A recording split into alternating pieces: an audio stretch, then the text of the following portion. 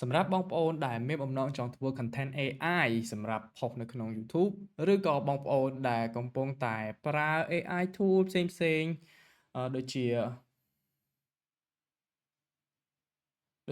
Gemini, ChatGPT, Grok ហើយបងប្អូនយក prompt ហើយបងប្អូនមើលនៅក្នុង YouTube ហើយយក prompt របស់គេហើយបងប្អូនយក prompt ដែលគេបានបង្ហោះនៅក្នុង YouTube យកមក copy and paste ហើយត្រឡប់ទៅត្រឡប់មក3-4កម្មវិធី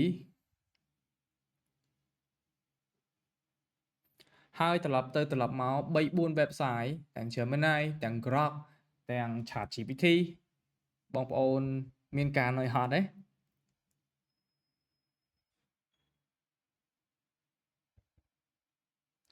បងប្អូនមានការនឿយហត់ទេតម្រាំតែបានប្រមមួយបងប្អូនមានការនឿយហត់ទេតម្រាំតែបានប្រមសម្រាប់មួយដែលបងប្អូនអាចយកទៅ generate video ឬក៏ generate ចម្រៀងឬក៏ generate ជា voice over តាមដែលបងប្អូនចង់បានហើយបើសិនជាបងប្អូនចង់លេងផ្លូវកាត់ហើយបើសិនជាបងប្អូនចង់មានផ្លូវកាត់ដែលបងប្អូនគ្រាន់តែប្រើប្រាស់ tool មួយហើយចុចត្រឹមតែ2-3 click បងប្អូននឹងទទួលបានប្រមសម្រាប់មួយដែលបងប្អូនអាចយកទៅប្រើប្រាស់ជាមួយនឹង Google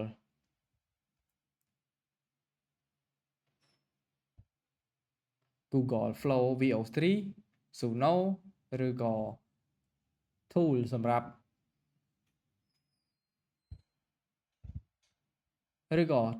់generate voice over បានអញ្ចឹងបើសិនជាបងប្អូនកំពុ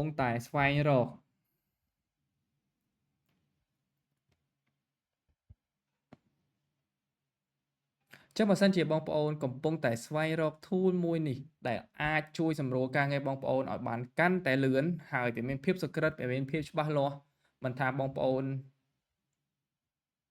ដោយបងប្អូនមិនចាំបាច់ទៅ copy prompt ពីក្នុង document មួយយកទៅផាសនៅក្នុង AI ហើយមានការភ្លាត់ដែលអាចធ្វើឲ្យ prompt របស់យើងមានចំណុចខ្វះខាតអញ្ចឹងខ្ញុំសូមណែនាំបងប្អូនមួយគឺ tool ដែលមានឈ្មោះថា Nexus Creator Nexus Creator គឺជា prompt engineering tool មួយដែលជួយសម្រួលការងារបងប្អូនពីការ copy prompt ជាច្រើនពី AI មួយទៅ AI មួយហើយបងប្អូនត្រូវការចំណាយពេលយូរពេលខ្លះការ generate ចេញមកក៏មិនត្រូវចិត្តទៀតពីព្រោះ copy prompt ខុសអីចឹងទៅអញ្ចឹងជាមួយនឹង Nexus Creator បងប្អូនចុចត្រឹមតែ2-3 click បងប្អូននឹងទទួលបាន prompt សម្រាប់មួយដែលបងប្អូនអាចយកទៅប្រើប្រាស់បានភ្លាមៗអូខេអញ្ចឹងកុំឲ្យខាតពេលយូរខ្ញុំសូមមកណែនាំបងប្អូននៅ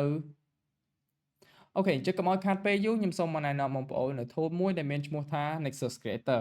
អញ្ចឹងបើសិនជាបងប្អូន login មកគឺវានឹងមានរូបរាងបែបនេះអញ្ចឹង tool របស់យើងបច្ចុប្បន្នគឺយើងមានចំនួន3មុខងារដែលបងប្អូនអាចលេងបានសម្រាប់ content ល្បីៗដែលខ្ញុំបានដាក់ចូលមកមានដូចជាប្រភេទ audio បងប្អូនអាចលេងជា content សម្រាប់ audio បងប្អូនអាចលេងជា content relaxing music ដែលបងប្អូនសម្រាប់ប្រភេទ audio បងប្អូនអាចលេងជាប្រភេទ relaxing music បានអញ្ចឹងខ្ញុំនឹងធ្វើការណែនាំពីរបៀបប្រើប្រាស់នៅវីដេអូក្រោយហើយក៏មានប្រភេទ original song ដែលបងប្អូនអាចគ្រាន់តែបញ្ចូលគំនិតរបស់បងប្អូនឬក៏បើសិនជាបងប្អូនអត់ទាន់មានគំនិតទេបងប្អូនគ្រាន់តែឲ្យ AI ប្រាប់គំនិតទៅកាន់ឬក៏បងប្អូនអត់ទាន់មានគំនិតទេបងប្អូនអាចគ្រាន់តែប្រើ AI ដើម្បីឲ្យ generate គំនិតឲ្យបងប្អូនហើយបងប្អូនអាចយកទៅប្រើប្រាស់ នៅក្នុង tool មួយនេះហើយ generate បានជាប្រភេទបទចម្រៀងដែលពីរោះត្រូវជាមួយនឹងអារម្មណ៍របស់បងប្អូនបានភ្លាមៗតែម្ដងហើយសម្រាប់ប្រភេទ ASMR វិញគឺយើងមានហើយសម្រាប់ប្រភេទ ASMR វិញគឺយើងមាន car restoration ដែលកំពុងតែល្បីមែនទែននៅពេលបច្ចុប្បន្នហើយខ្ញុំនឹងធ្វើការដាក់ tool ផ្សេងៗដាក់មុខងារប្រភេទហើយខ្ញុំនឹងធ្វើការដាក់ប្រភេទ content ល្បីៗផ្សេងៗជាច្រើនទៀតនិងបន្ថែមចូលនៅក្នុងនេះអញ្ចឹងសម្រាប់ tool មួយនេះបងប្អូនអត់ចាំបាច់ទៅ copy prompt ញ៉ៃច្រើនទេបងប្អូនគ្រាន់តែដាក់ប្រភេទឡានដែលបងប្អូនចង់លេងហើយជាមួយនឹងបើសិនជាបងប្អូនអត់មានឡាននៅក្នុងចិត្តទេបងប្អូនអាចគ្រាន់តែប្រើ AI ឲ្យទៅ generate ឲ្យក៏បានហើយបន្ទាប់ពីហ្នឹងបងប្អូនអាច generate រហូតបានទៅដល់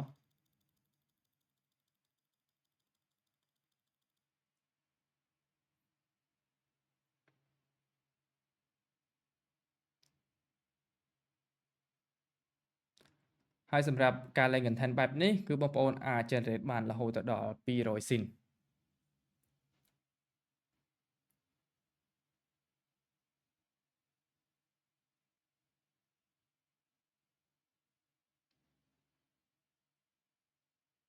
ដែលប្រហាក់ប្រហែលជាមួយនឹងជិត20នាទីដែរអូខេអញ្ចឹងត្រួសសម្រាប់ការប្រើប្រាស់អូខេអញ្ចឹងត្រួសសម្រាប់សម្រាប់ការដាក់បង្ហាញអូខេអញ្ចឹងនេះគឺជាការត្រួសអំពីអ្វីដែល Nexus Creator កំពុងមានហើយបន្ទាប់មកទៀត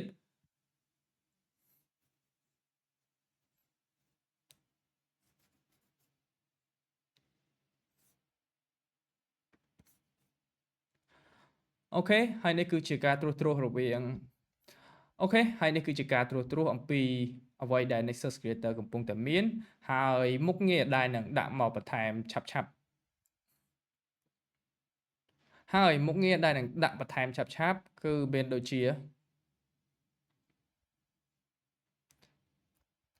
ហើយមុខងារដែលនឹងដាក់បន្ថែមមកឆាប់នេះគឺមានដូចជាមុខងារល្បីៗជាច្រើនដូចជាការបង្កើត music video ប្រភេទ SEO tool ដូចជាប្រភេទ SEO tool ដូចជា Smart Thumbnail Tag Generator YouTube to SEO Detail YouTube to SEO Detail ហើយប្រភេទ ASMR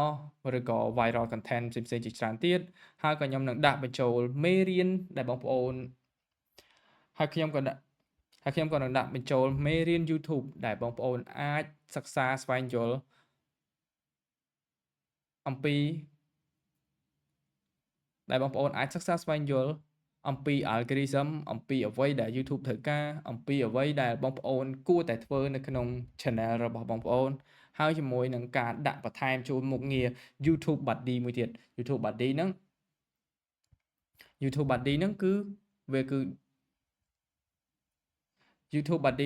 គឺសម្រាប់ YouTube Buddy ហ្នឹងគឺខ្ញុំនឹងអភិវឌ្ឍវាឲ្យស្តៀងជាមួយនឹង vidIQ អញ្ចឹងបងប្អូនអាច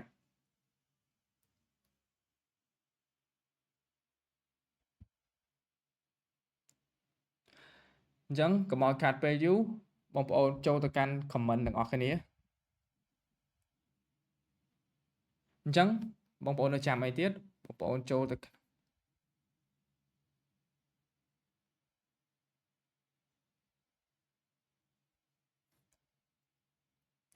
អញ្ចឹងបងប្អូននៅចាំអីទៀតបងប្អូនចូលទៅក្នុង description ដើម្បីចុចនៅ link ដែលខ្ញុំបានដាក់ឲ្យដើម្បីចូលមកប្រើប្រាស់